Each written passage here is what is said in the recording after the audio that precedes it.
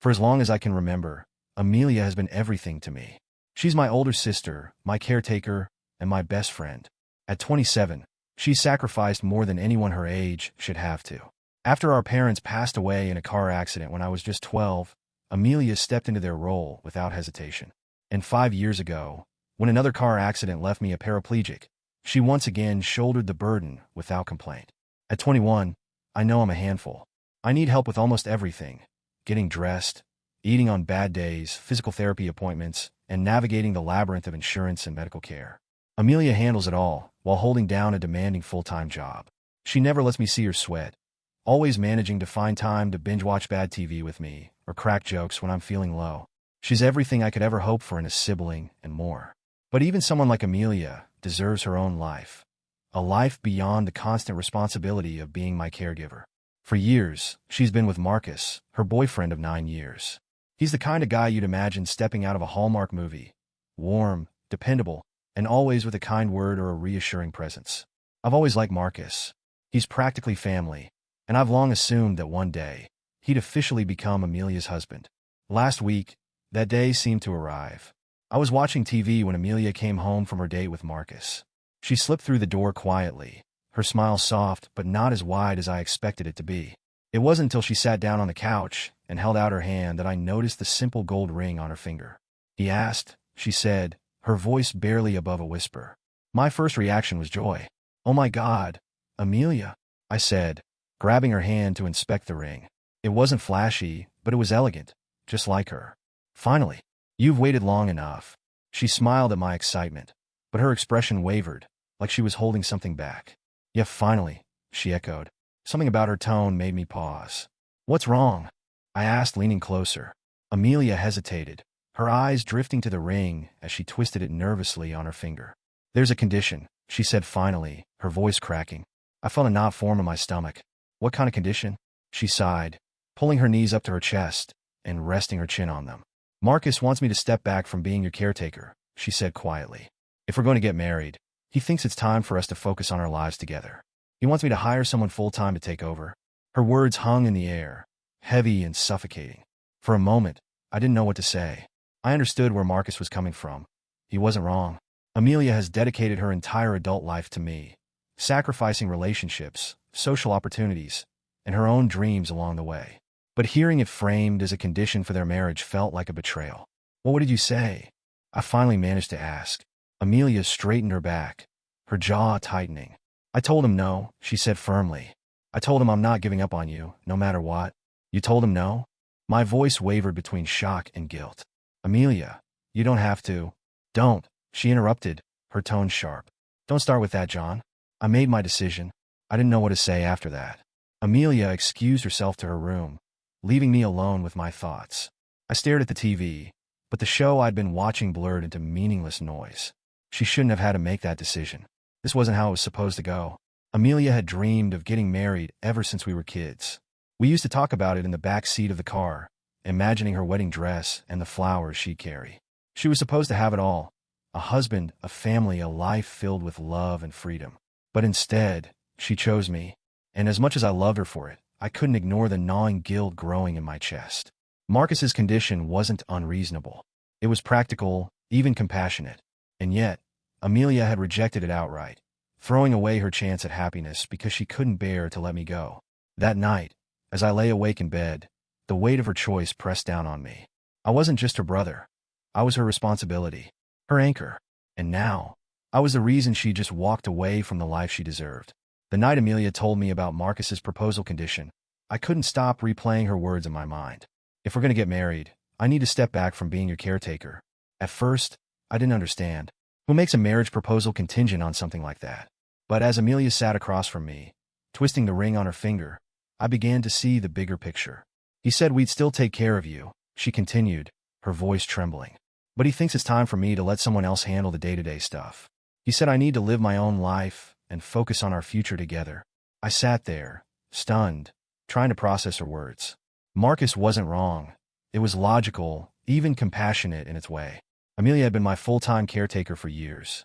I knew how much she'd given up to take care of me. But framing it as a condition for their marriage felt different. It felt cold. Cruel, even. "What did you say?" I finally asked, though I already knew the answer. Amelia looked me in the eye, her expression a mixture of defiance and heartbreak. I told him no, she said firmly. I told him I'm not giving up on you no matter what. I didn't know whether to feel grateful or guilty. Amelia's refusal was absolute, but it wasn't without cost. Over the next few days, I watched her try to salvage her relationship with Marcus, though it was clear both of them knew where things were heading. He's not a bad guy, she admitted one night as we sat in the living room. He just doesn't understand. He doesn't see what I see. What do you mean? I asked hesitantly. She sighed, staring down at her hands. He doesn't see how much taking care of you gives my life meaning.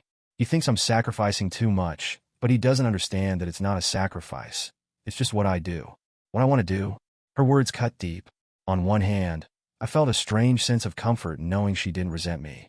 But on the other, I couldn't shake the thought that she was rationalizing. No one should have to justify giving up their dreams for someone else. Amelia, maybe he's right, I said carefully. Maybe it's time for you to focus on yourself. On your future. She looked at me sharply, her jaw tightening. Stop, she said firmly. We're not having this conversation. The inevitable breakup happened a few days later. Marcus came over to talk, and I could hear their voices muffled behind her bedroom door. It wasn't a fight, exactly, more of a quiet, resigned argument. I'm not asking you to abandon him, Marcus said, his voice carrying just enough for me to make out the words. I'm just asking you to think about us. About what we could have together. I have thought about it, Amelia replied, her voice steady but filled with emotion. And I can't do what you're asking. I love you, Marcus, but I can't stop being there for John. He needs me. And what about what you need? Marcus's voice broke on the last word, and it made my stomach twist. What about what we need? The conversation ended shortly after that. Marcus left quietly, without so much as a glance in my direction. Amelia didn't emerge from her room until hours later, her face pale and her eyes puffy. It's over, she said simply, sinking onto the couch beside me. I'm sorry, I whispered, my voice barely audible. She shook her head. Don't be. I knew this was coming. But the sadness in her eyes told a different story. She had chosen me over Marcus, over the life she dreamed of, and even though she said it was her choice, I couldn't help but feel the weight of her sacrifice pressing down on both of us. That night, I lay awake in bed, staring at the ceiling. I wanted to believe Amelia when she said she didn't regret her decision. But deep down, I wondered how much longer she could keep convincing herself, and me, that it was true. For the next few days, the house was heavy with tension. Amelia and Marcus spoke on the phone a few times, their conversations clipped and terse. When Marcus came over one evening, I stayed in my room, trying to give them space. But the walls weren't thick enough to drown out their voices. I'm not asking you to abandon him, Marcus said, his tone pleading. I just want us to build a life together. A life that doesn't revolve around caregiving 24/7. John's my brother, Amelia replied sharply. I'm not going to push him off onto strangers just because you want a normal life. Amelia, this isn't just about me, Marcus said, his frustration seeping through the cracks. It's about you too. Don't you see how much you've given up? You don't go out. You don't travel. You barely have time for yourself. This isn't sustainable. I don't care about that, Amelia snapped. What I care about is John. He's my family, Marcus. If you can't understand that, then I don't know what else to say. The argument escalated from there, both of them circling the same points. Marcus wasn't asking her to stop caring about me. He just wanted her to share the responsibility. But Amelia wouldn't budge. To her, it wasn't about responsibility. It was about love and loyalty. The ultimatum came 2 days later. Marcus showed up unannounced, his face drawn and weary. I was in the kitchen when he arrived, and the look he gave me was unreadable, somewhere between resignation and sorrow. He didn't say much before Amelia ushered him into the living room, closing the door behind them. I tried not to eavesdrop, but it was impossible not to hear snippets of their conversation. You're asking me to choose, Amelia said, her voice trembling with anger. No, I'm not, Marcus replied, though his tone suggested otherwise. I'm asking you to make space for us. For our future. There is no future without John, Amelia said firmly. If you're asking me to put him second, then yes, you're asking me to choose. And I won't do it. It was over after that. I heard the sound of the door opening and closing, and then silence.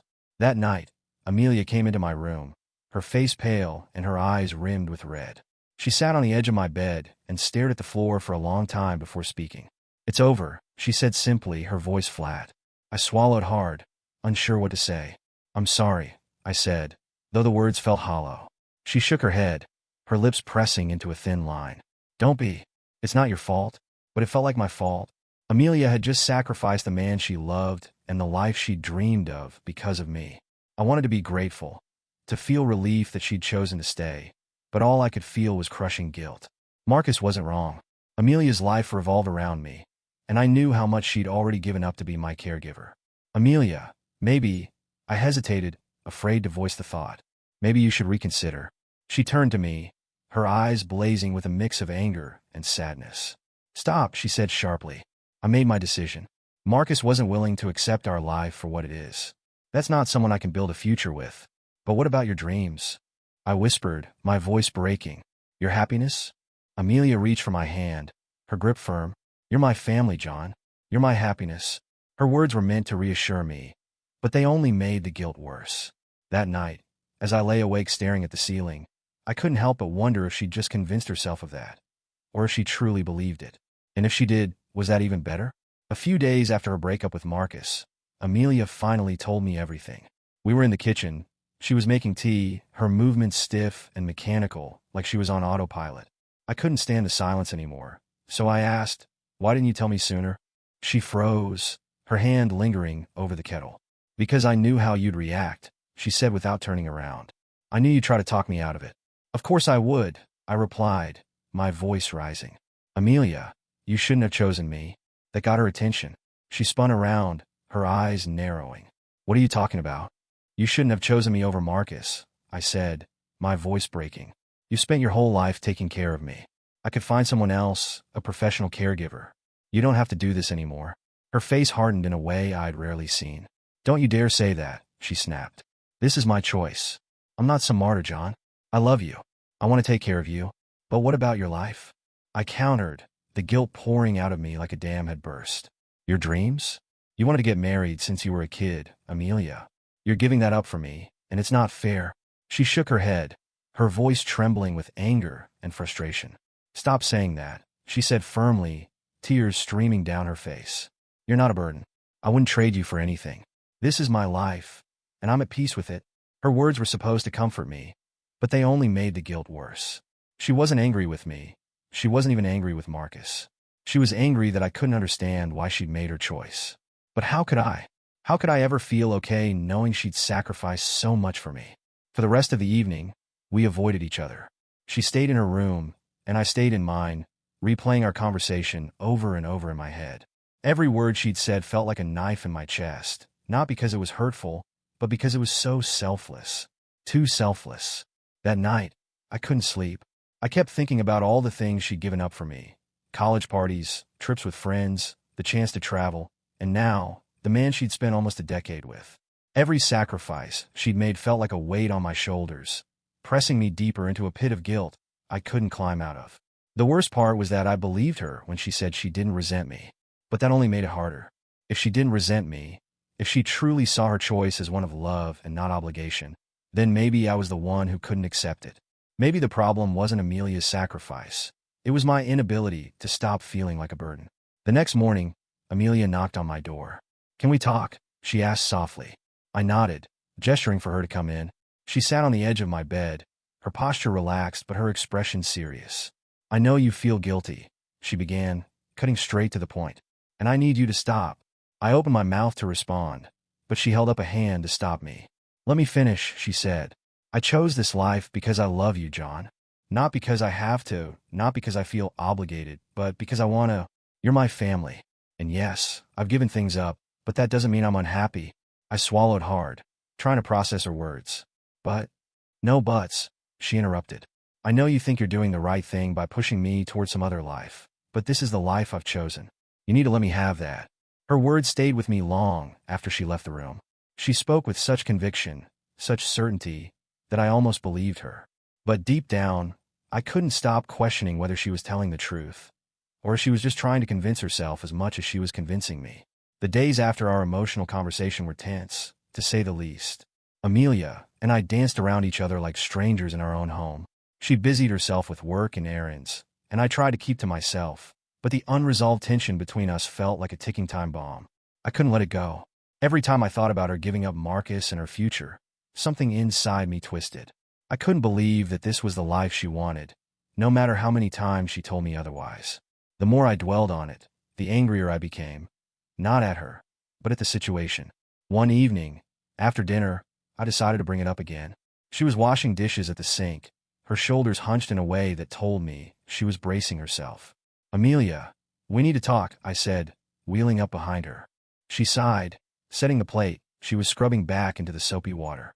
"John, if this is about Marcus—" "It's not just about Marcus," I interrupted. "It's about your life, your happiness."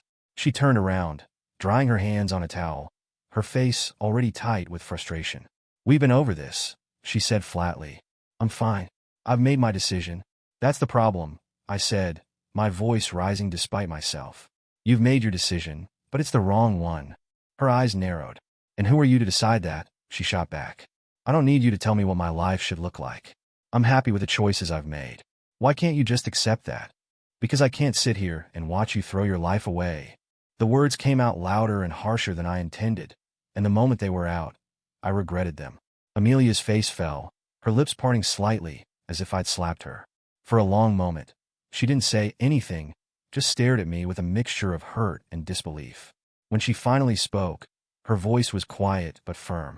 "Throw my life away," she repeated. "That's what you think I'm doing?"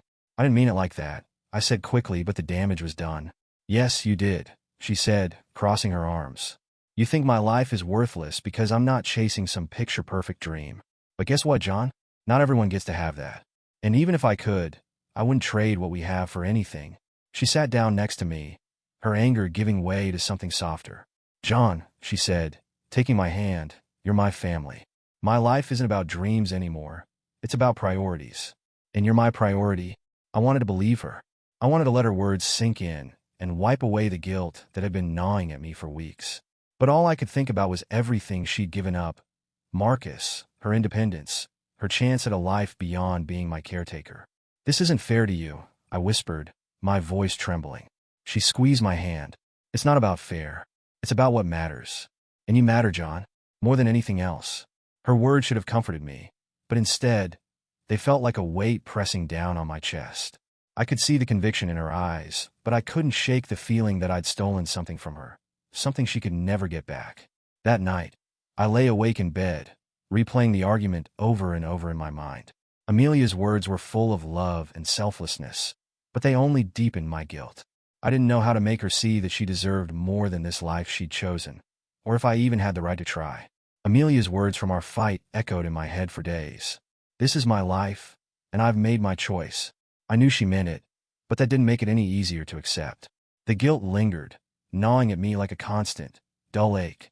Every time she helped me with something, fixing my dinner, getting me ready for bed, or even just laughing at a joke I made, I couldn't help but wonder what she would be doing if I weren't here. One night, after a particularly bad day at physical therapy, I found myself spiraling. The therapist had tried to push me harder than usual, and it left me feeling weak and frustrated. By the time Amelia got home from work, I was emotionally drained. She came into my room, still in her scrubs, her face lighting up with a warm smile when she saw me. "How was PT?" she asked, sitting on the edge of my bed. "Fine," I said shortly, avoiding her gaze. She tilted her head, giving me that look that said she knew I was lying, but wasn't going to push me. "You look tired. Did you eat yet? I can make you something." "No, I'm good," I muttered, but my voice cracked on the last word. That was all it took for her to notice. "What's wrong?" she asked gently, leaning closer. I tried to brush it off, but the weight of everything, my guilt, my fears, her sacrifices, came crashing down all at once. Before I could stop myself, the words spilled out. "Amelia, I'm scared," I said, my voice trembling. "I'm scared that one day you're going to resent me, that you'll look back and wish you'd chosen differently." Her expression shifted, the warmth in her eyes replaced by a deep, aching sadness. She didn't speak right away, and for a moment, I thought I'd said too much. But then she reached for my hand, holding it tightly between hers. "John," she said softly, her voice steady but full of emotion, "I'll never resent you. Do you hear me? Never." Her words were firm, but the tears in her eyes told me they weren't easy for her to say. "I know you think I'm giving something up," she continued, "and maybe I am, but it's not what you think. I don't look at my life and see sacrifices. I see choices, and I've chosen to be here, with you.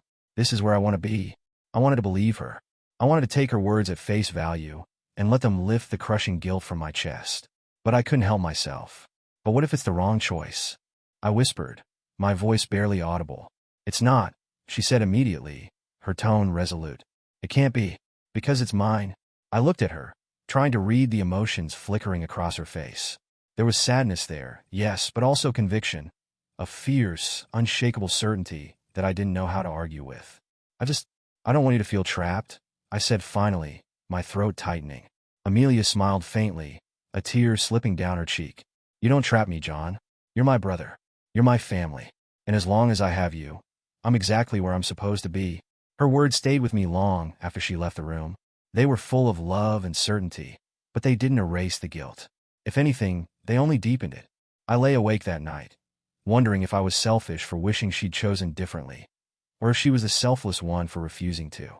A week after our conversation, I found a folded piece of paper resting on my nightstand. It was Amelia's handwriting on the front, my name written in the familiar looping cursive she'd used since we were kids.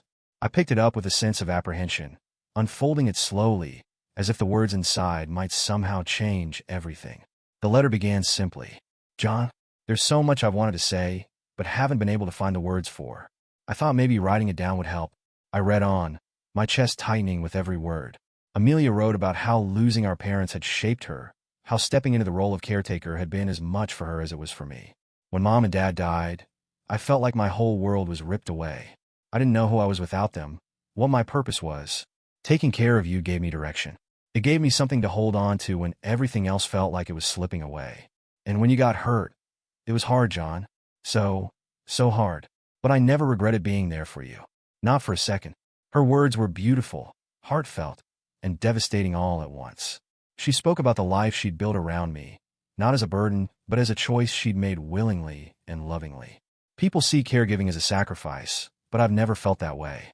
Being your sister, your caretaker, it's not a weight on my shoulders. It's part of who I am. It's what gives my life meaning. And I need you to know that I've never regretted choosing you. Not then, not now, not ever. The tears started before I could stop them, blurring the words on the page. I wanted to believe her, to take comfort in her unwavering love and dedication. But the final line of the letter stopped me cold. If you need to let me go to find peace, I'll understand. But I'm not going anywhere until you ask me to. I read that line over and over, the weight of its meaning pressing down on me like a physical force. She was telling me that the choice was mine, that if I needed her to step back and reclaim her own life, she would do it. But how could I ever ask that of her? How could I tell the person who had been my anchor, my protector, my everything, to walk away? The rest of the night passed in a haze. I clutched the letter in my hands, staring at the ceiling as my mind raced with questions I didn't know how to answer. Amelia's love for me was so deep, so unconditional, but it came at a cost I couldn't stop feeling responsible for. And now, for the first time, she'd given me the power to change everything, to set her free. But the thought of doing so terrified me just as much as the thought of keeping her tethered to this life. In the days that followed, I carried the letter with me everywhere. I read it so many times I could recite it by heart. It became both a comfort and a torment, a reminder of how much she'd given for me, and how much she was still willing to give. But every time I thought about asking her to let go, I froze. What if she really left? What if I told her to reclaim her life? And she did, leaving me behind. The fear of losing her was almost too much to bear. And so, the letter remained unread by anyone but me, its final line haunting me like a ghost. It started subtly. At first, Amelia would mention Marcus in passing, his favorite dishes she'd learned to cook, the places they used to visit, the silly arguments they'd had about paint colors for the house they wanted to buy. She said these things casually, always with a faint smile, but there was a softness in her voice that I couldn't ignore. One evening, as we sat on the couch watching a rerun of her favorite sitcom, she brought up the honeymoon they'd been planning. Did you know Marcus wanted to go to Iceland? She said, her gaze fixed on the screen, though it was clear her mind was elsewhere. He was obsessed with the idea of hiking glaciers and soaking in those geothermal pools. I told him I'd freeze to death, but he promised he'd pack enough blankets for the both of us. She laughed at the memory, but it was bittersweet. I didn't say anything, unsure of how to respond. I could see the pain in her eyes, the way she was trying to hold on to the pieces of the life she'd almost had. Over the weeks that followed, the mentions of Marcus became more frequent. She talked about the wedding venue they'd toured, a small, rustic barn that she'd fallen in love with, and the names they joked about for future kids. She even showed me a Pinterest board she'd made for their dream home, complete with cozy nooks and a garden big enough for a dog to roam around in. "I think he would have built that house for me," she said one night, scrolling through the photos on her phone. Her voice was quiet, almost wistful. "He always said he wanted me to have a space where I felt safe, where I could just be." I didn't know what to say. She tried to sound content, like these were just fond memories, but I could see the longing in her face. It was in the way her fingers lingered over the photos, the way her voice faltered when she spoke his name. She missed him. No matter how much she tried to hide it, she missed him deeply. As I watched her, I started dreaming of a different life, one where she could have everything she deserved. Her happiness, her freedom, her dream wedding and cozy house with a garden. And someone to take care of me without tying her down. I imagined her walking down the aisle, her smile brighter than the sun. I imagined her traveling to Iceland with Marcus, laughing as he bundled her up in ridiculous layers to keep her warm. I imagined her coming home to a house filled with love and laughter, a life she'd built for herself. And in those dreams, I wasn't in the picture. Every time the thought crossed my mind, I felt a pang of guilt so sharp, it was almost physical. I didn't want to lose her. I couldn't imagine my life without her. But how could I keep holding her back when it was so clear that a part of her still yearned for the life she'd left behind? But every time I thought about bringing it up, about telling her she should let go of me and chase her dreams, I remembered the letter. "If you need to let me go to find peace, I'll understand. But I'm not going anywhere until you ask me to." The words haunted me. They were a promise, a declaration of her love and loyalty, but they were also a burden. I didn't know how to ask her to leave, and I didn't know if I could live with myself if I did. So I said nothing, letting the dreams remain just that, dreams. And as the days turned into weeks, I couldn't help but wonder if either of us would ever truly find peace. The weight of indecision pressed on me like a constant, unrelenting ache. I felt trapped between two impossible options: push Amelia toward a life without me and risk losing her forever, or accept her choice and carry the guilt of her sacrifices. Neither felt right. Both felt unbearable. Every time I looked at her, I saw the quiet resilience she carried so effortlessly. She never complained about the late nights or the countless tasks she juggled. She never wavered in her devotion, no matter how hard I tried to push her away. But I also saw the sadness, the flicker of longing when she mentioned Marcus or spoke about the life they planned together. It was subtle, but it was there, like a shadow behind her smile. I knew I couldn't keep dragging her into this endless cycle of guilt and reassurance. Something had to give, and as much as it terrified me, I knew the decision had to be mine. One evening, as we sat in the living room, I found myself studying her profile. She was focused on her laptop, typing out an email for work, her brow furrowed in concentration. The sight of her like that, so determined, so capable, filled me with both pride and an overwhelming sense of grief. "Amelia," I said suddenly, my voice breaking the silence. She glanced up, startled. "Yeah." I hesitated, the words catching in my throat. "Do you ever think about going back? To Marcus? To the life you wanted?" Her expression softened, and she closed her laptop, setting it aside. "John," she said gently, "we've been over this. I don't regret my choice. But you miss him," I pressed. "I know you do, and it's okay to admit that." She sighed, leaning back against the couch. "Of course I miss him," she admitted. "But missing him doesn't mean I made the wrong choice. It just means that some things are hard, even when they're right." Her words hung in the air, and I felt a lump rise in my throat. "I'm scared," I confessed. "I'm scared that one day you'll wake up and realize you gave up too much, that you'll resent me for it." Amelia reached for my hand, her grip firm but warm. "I won't," she said simply. "Because I didn't give anything up, John. I made a choice, and I'd make it again 100 times over. But what if I asked you to go?" I whispered, my voice trembling. She looked at me, her eyes filled with a mixture of love and sorrow. "If you asked me to go, I'd go," she said softly. "But I need you to know that I wouldn't want to. Not for a second." Her words tore at me, leaving me raw and exposed. I didn't know how to respond. All I could do was hold her gaze, trying to find some kind of resolution in the depths of her unwavering loyalty. That night, as I lay in bed, I realized that I couldn't ask her to leave. Not because I didn't want her to, but because I knew it would break both of us. As much as I dreamed of her having the life she deserved, I couldn't bring myself to take the first step to let her go. And so, I made my choice. I would stop fighting her decision, stop trying to push her towards something she didn't want. I would accept her love, even if it came with a weight I didn't feel I deserved. But even as I made that decision, I couldn't shake the feeling that it wasn't the end of the story. The guilt, the longing, the unspoken tension between us, it was all still there, simmering beneath the surface. And I couldn't help but wonder if, one day, it would all come crashing down. Life has settled into a rhythm, though it's far from peaceful. Amelia continues to care for me with the same unshakable dedication she's always shown. She still wakes up early to help me get ready for the day, still manages my appointments, and still finds time to sit beside me on the couch for our nightly TV marathons. From the outside, nothing has changed. But beneath the surface, there's a tension that neither of us dares to confront. It lingers in the moments of silence between us, in the way her laughter feels just a little too forced sometimes, and in the way I catch her staring into space, her mind clearly somewhere else. We don't talk about Marcus anymore, but I know he's still with her, in a way. Some nights, I hear her crying softly in her room, the muffled sound of heartbreak that she thinks I can't hear. I wonder if she's picturing the life she almost had, the wedding, the honeymoon, the house with the garden. I wonder if she's imagining what it would have been like to be his wife instead of my caretaker. Other nights, it's me who lies awake, trapped in an endless loop of what-ifs. What if I weren't here? What if Amelia could have everything she's given up for me? I picture her in that cozy house she and Marcus used to talk about, the one with the nooks and the big backyard. I imagine her laughing, truly happy, free from the responsibilities that have consumed her life. But those dreams are always tinged with sadness because I know they don't include me. In the version of her life where she gets everything she deserves, I'm just a memory, someone she loved but had to leave behind. And as much as I want her to have that life, the thought of losing her terrifies me. So, I stay silent. We both do. We cling to the fragile balance we've created, neither of us willing to upset it.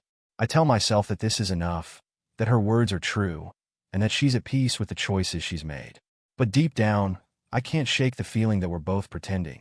Her pretending she doesn't long for more, and me pretending I'm okay with being the reason she'll never have it. I don't know what the future holds for us. Maybe one day, Amelia will find someone else. Someone who can love her the way Marcus did, but accept her choices without conditions. Maybe I'll find a way to let her go, to tell her that she doesn't need to keep sacrificing for me. Or maybe we'll keep living like this, holding on to each other as tightly as we can while the weight of everything unsaid pulls us closer to breaking. For now, all I know is that I love her, and she loves me. It's a love that's both beautiful and painful, a love that binds us together even as it threatens to tear us apart. And so, we move forward, not with certainty, but with the quiet hope that we can find a way to keep holding on, even if we're not sure how much longer we can.